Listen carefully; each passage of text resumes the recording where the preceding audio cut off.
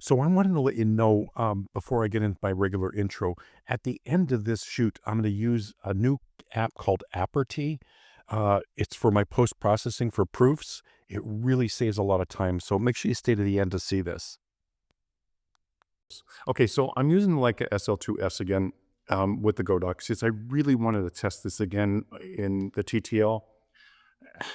And at the end, I'm going to go to manual, but I'm just so impressed with this new flash, and I'm not sure if it's just the flash or the trigger. I could say it would be firmware updates, but this wasn't updated. It just works now, and it worked with the 8200 Pro Mark II as well. But this V100, I not only shot it, with a softbox, but I shot it bare, and I shot it with this giant umbrella, and it was impressive. It did a great job. So, when I switched over, made the transition, I may had to go to plus zero point 0.3 oddly with the bare flash, but other than that, I was at zero compensation throughout the shoot. And I shot everywhere from ISO 1600 to 100 ISO on this, just to play with it and see what it could do. And now, a 24 megapixel camera, I'm sorry, but it is good enough for 90% of the people. It is really nice to have a 60 megapixel sensor where I can just crop in and not worry about anything. But if you're shooting at a camera and you're not cropping that much, you don't need more than 24 megapixels. I'm sorry, you just really don't. And everybody's asking me if I'm going to update to the SL3S. No, I like this camera the way it is. It does the job. The image quality is fantastic. Like, what more do I need, really? Now, would I recommend you buying a Leica? If you're shooting professionally or even semi-professionally, no, I would never recommend it. Like, if this thing breaks down, I'm looking at a bare minimum of 2 months to get it repaired. M's are, 7, 8 months, 6 months. It's just an outrageous repair schedule when something has to go to Germany to be repaired, and that's too much. So, no, I would never recommend it. Do I love shooting with it? Yes, I love this camera. I'm using Sigma lenses because after trying these over and over again, I use the 50 and the 35 contemporary DGDN f2s. I love these lenses. They just fit well on the camera. They're somewhat lightweight compared to the alternatives, and they do such a beautiful job. So anyway, I just threw a whole bunch of stuff at you, and I'm going to shut up now and get into the shoot because this was a really good shoot.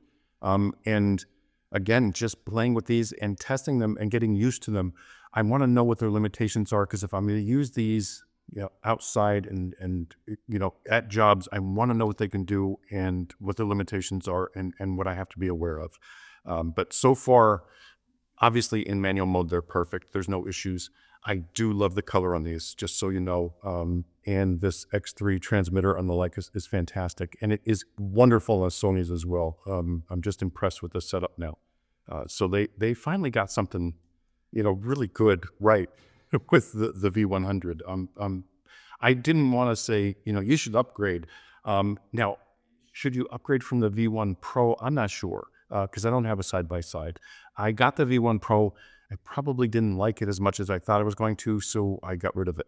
The 8200 Pro Mark II, I love. I'm keeping it. That was a great upgrade. And this right here, there's no issues with it, so I'm guessing I could say yes, it's a good upgrade from whatever you're using. Someone also asked me about the square head versus the round head. 90% of the time, it just doesn't matter. Like, the only one that ever made a difference on was the Profoto A2, where they have that frosted lens on it, which really gives even even transitioning light. For these, like if I point this at a wall and do a close down shutter, I'm going to see patterns, light patterns, just like you would with a rectangle head. Maybe it gives you a little bit more, but nothing really that you're going to see in the real world. Anyway, let's get to the shoot. I know I don't do a lot of repeat shoots, but especially when I get a new light in, I shoot it a lot in studio before I will even attempt to take it out.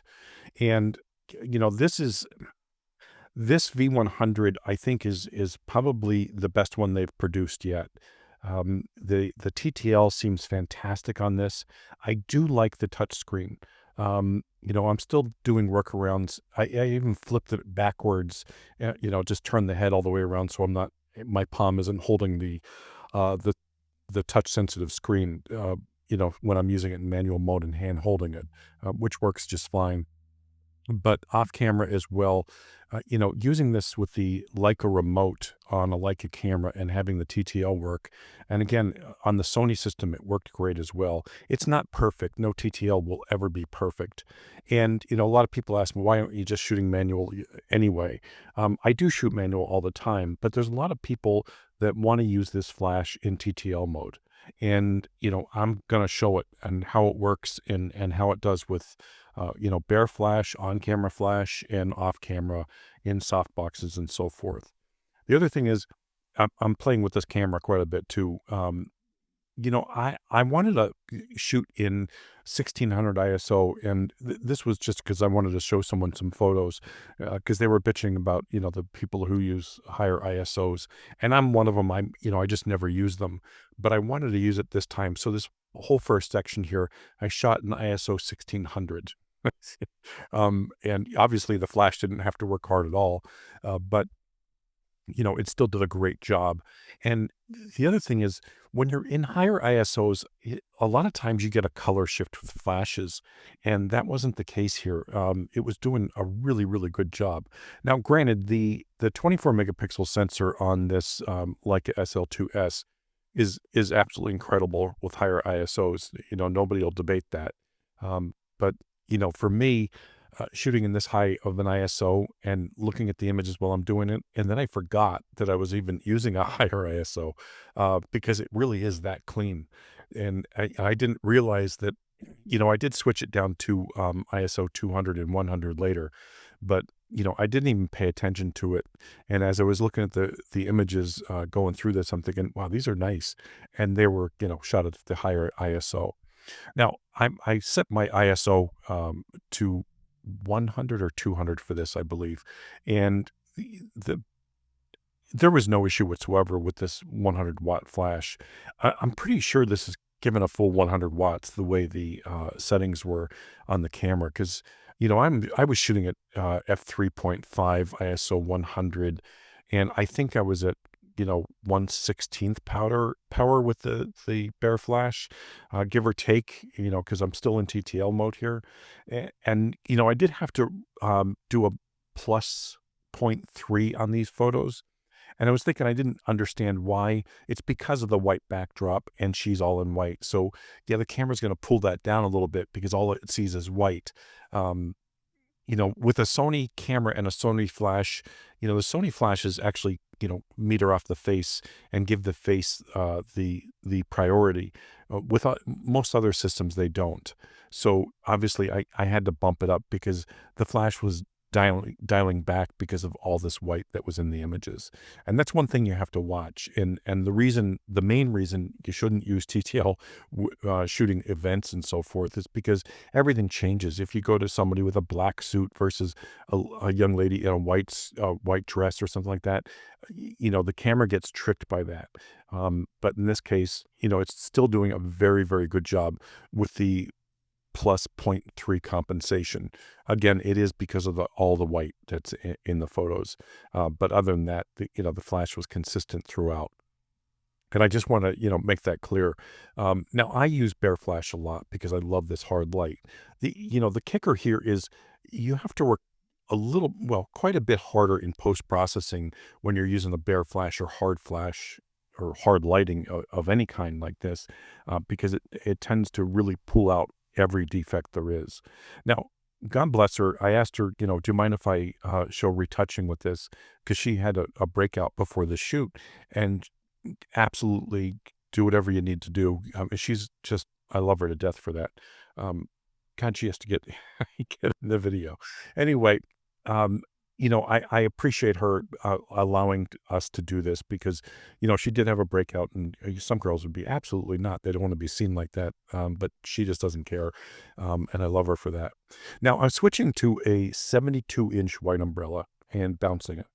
And, the thing with this is it's given me great coverage.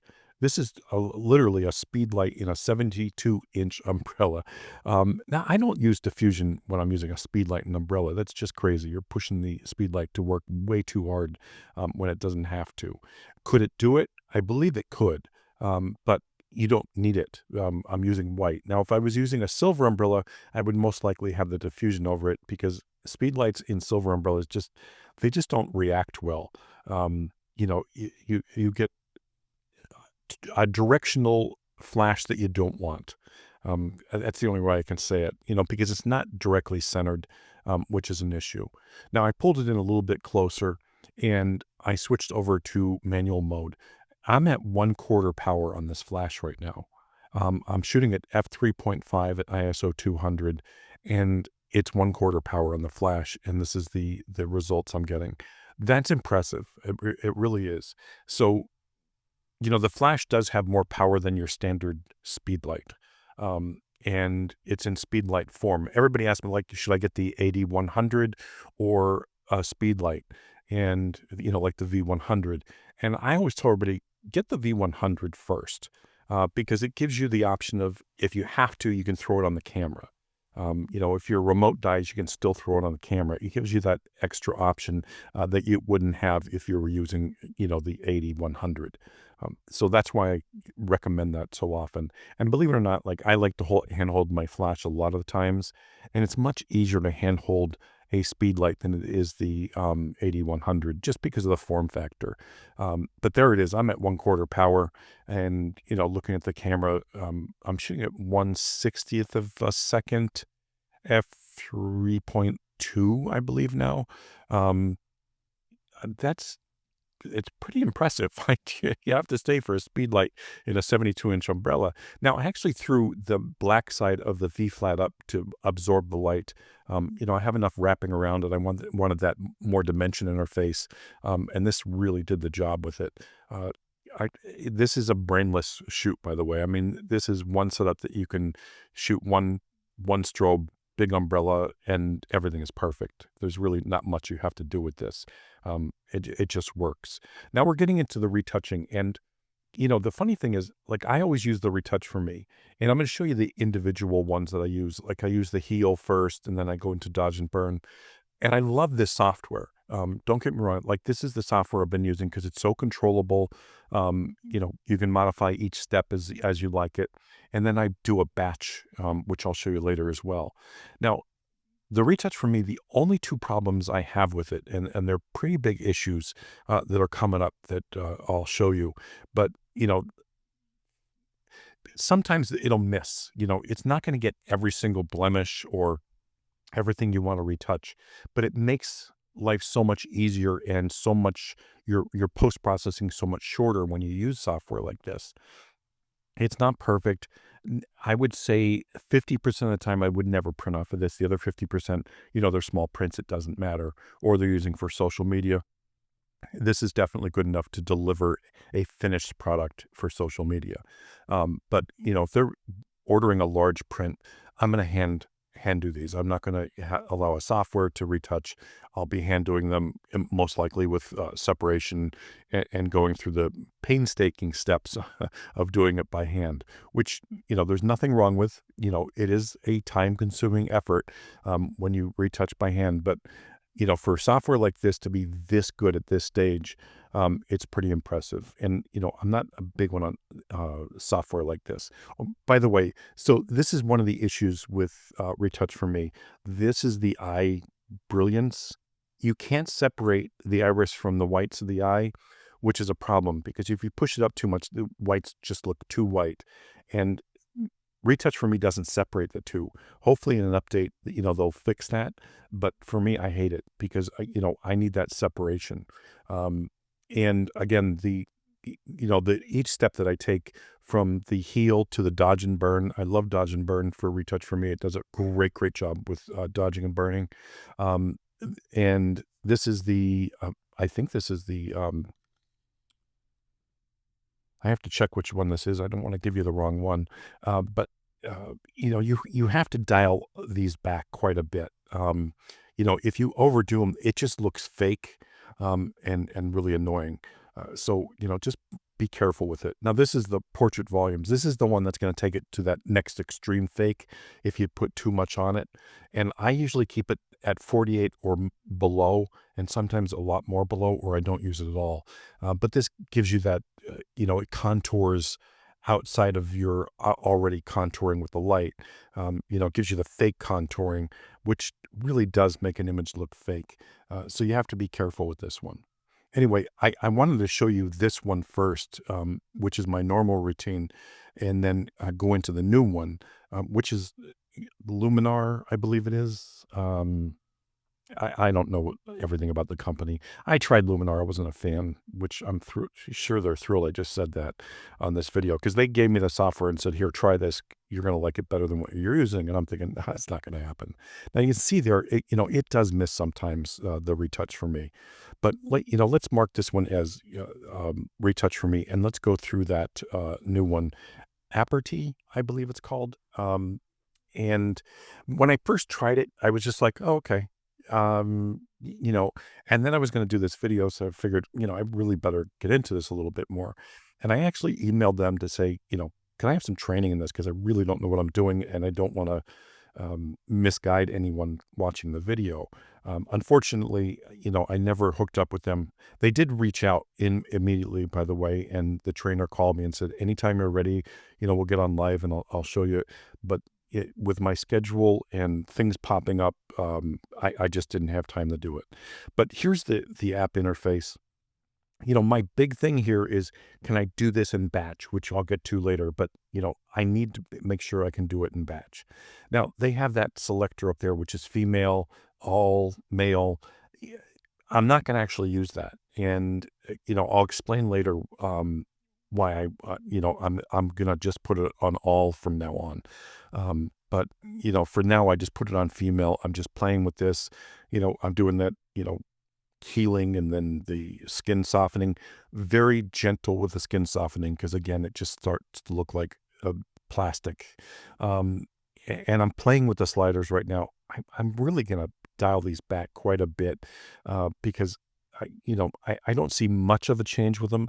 And again, I don't want this to look fake. I really want to keep, maintain that texture and realism of the image, rather than just pounding the heck out of this with all the sliders. So that's the biggest thing people make mistakes with, when they're doing their post-processing. They overcook their images. They just put too much on it, and it just doesn't look real. So you have to be careful with that. Now, the eye enhancement here, I just fell in love with as soon as I saw it, because they did separate the enhancement of the iris, the eye whitening, and the eye brightness, or whatever the heck it is, the whites of the eyes versus the iris. Separating that is the smartest thing you can do, because you just can't just blast everything up. It looks like the whites are glowing then. Highlights and stuff like that. This is the same thing as the other one, with the portrait volumes. You can, bring out the highlights more, and then the contouring, you can bring out the contouring more. I'm not going to use this part. So I won't use very much that this obviously offers. I definitely wouldn't use shaping of any kind whatsoever, because I want real. I don't want to reshape people's faces and everything like that. Now I'm just going to turn these off and on, if you can watch that corner, because I don't want to keep saying, before and after, or Aperty and retouch for me. It's just look at it and you'll see which ones I'm turning on and off. Now here's that, the face. It's not perfect by any means, but it is so much better than it was. And then here's the retouch for me. You can see that it did a little bit better job, but see right there where that cursor is right now? It's blurry. It's like, it's mush. And that's what I hate about that. And that's the first thing I don't like. Well, the second thing, the first thing was the eyes, the eye whites. But the second thing is that blurry spots where it seems like the app just couldn't fix it carefully or naturally. So it just blurs it out.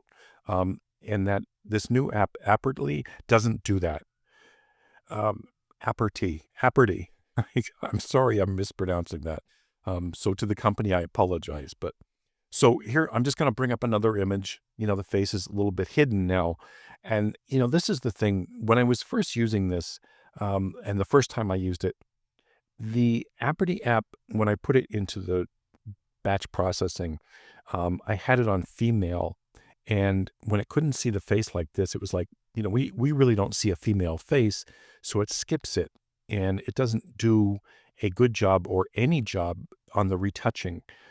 So that's why I'm saying, when I use Aperty and set it up for batch processing, I'm going to leave the female face off or male face off, and I'm just going to put it on all. So whatever face it sees, it'll do the retouching that I set up for it. And I think that's important. Now, I just ran Retouch for Me on an action, so I didn't have to go through each step. I recorded the action for each step that I wanted to do, and I just pressed play for each image. Again, that's what I really love about that app. Yes, they are individual processes. You can use what you want, and you don't have to use what you don't want, but you can do the same thing with this new one too. The other thing is pricing, by the way. I think Retouch for Me, each individual module, like the heel, they're all sold separately. And, they're $129 regularly, I think. They do go on sale, but, say you get 5 different parts of it, it's $500 minimum, even if, when it's on sale. Now, here's that thing. I'm showing you the female face, and it doesn't show. It says no faces found. When I click all, it shows the face. So that's, again, why I'm going to keep it on all when I do patch processing, so it doesn't miss a face and doesn't skip over it. That's a key feature in this. I don't think it needs to be updated. I just think, the face is hidden, so it really can't distinguish it. Say you had two people and you just wanted to retouch the man or the woman, maybe that would come in handy there. I'm not sure. But if I click all, it's going to find it. It's going to retouch, do the right retouching for the skin, and it'll work every time. So that's another key thing that you have to remember when using the Aperty app. And again, it's not perfect, but going through this and doing those little retouches here and there now is so much easier and so much faster than having to do all of it. And you saw the before picture versus the after picture. And now, again, I'm turning off the Retouch for Me and the Aperty so you can see each one to see what it looks like. Again, just look in that bottom right corner to see which one's on and which one's off at the same time. Now, this is the before and this is after with Aperty, and, before and after with Aperty again. This is what I didn't want to do. That's what I said. And then this is the Retouch for Me and the before. So they both do a good job, but there are some quirks with Retouch for Me that bother me. So, I just wanted to put that out there so and am I going to be switching to the Aperty? I think I am, because there's one more thing that Retouch for Me does that drives me crazy, and it will you too, I promise you. And believe me, I've been a huge advocate of Retouch for Me. I do love the software, but I throw the hair back a lot of times and make them mess up their hair when we're doing a shoot. Here's the problem. So you'll have strands of hair in the face, and normally that's not a bad thing. But when you're using Retouch for Me, you can see that hair on her chin right there. I'll show you with the cursor. Do you see that missing spot? So if they have hair in their face, I'm talking, 1 or 2 strands versus, 50 strands. You have to go and remove all those floating hairs from nowhere because it erased part of the hair, and it just doesn't look real. So Aperty doesn't remove the hair. It won't take little spots of hair out of there. And that's a huge issue for me because it adds so much extra time to that little touch-ups that you have to do that the app missed. Again, when the face is in the hair and I want it, or if the hair is in the face and I want it there, it causes a huge problem with Retouch for Me. So I'm actually, and this shocks me because I didn't think I would be saying this, but I'm actually switching to Aperty from Retouch for Me because of that alone. Yes, like I think Retouch for Me does a little bit better with the healing, with the blemishes, but not enough to say, I have to use it. I think Aperty does an excellent job, and I'm sure the software is just going to get better and better as it goes, because this is their first release of it, and it's doing a fantastic job. Again, I'm turning that on and off again, just so you can see the process. And you can see here, Aperty, it misses the whole side over here, but there's just a little bit of blemishes that I have to take care of. And you'll notice the hair, it didn't touch the hair, so I don't have to go in and remove the rest of that. Like here with Retouch for Me, you see that little spot there. Now I have to the right of that, I have to remove all that.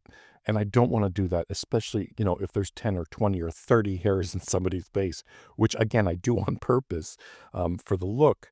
I don't want to have to go in and fix all that. Oh, that being said, that's another, and I'm saying probably one of the number one reasons, that blotchiness that Retouch for Me does on the heel, that's a quick fix as well. But it does happen often in more challenging areas, and I don't want to have to fix that either. With the Aperty app, I don't have to worry about it. Again, you'll see one or two spots, but it maintains the texture. It does a great job with the blemishes. It's doing what it's supposed to be doing, and it does it pretty damn well. So I'm thrilled with it. Now, I'm going to set up really quick here. I'm going to do a new action. I'm going to call it Aperty, and I'm going to record. So this is just like really, really quick. I'm going to open up Aperty and fix this, and then I'm going to create a favorite or a preset or whatever you want to call it. Now, because I'm recording this in an action, when it opens it later, it's going to do the same thing. It'll use the same settings that I'm using right now, which is fantastic. Now, again, for each batch, you have to redo this to make sure like it's right for the person you're using it on, which you would want to anyway. You can't just keep using the same one over and over. You just set it up to start, make sure it's good, and then you can run your script or your action, which is very, very cool, and it's going to save you so much time. So just bear with me, because I know this is a long video, and I've never done a video this long before, and I've never talked this long before either. But I really wanted to put this out. So here it is. I'm going to the presets. It's under yours. I'm going to create a new one. I'm just going to put sample here, for the video, save it. And then I'm ready to go because I recorded this as an action, which is going to be everything. Oh, by the way, when you do this, you can actually like do a slider to adjust the power of everything you just did, which I love too. They did think of everything with this app. Anyway, so there it is. I'm done. I'm going to press stop because my action's recorded. But now here comes the really cool part, and believe me, you're going to love this.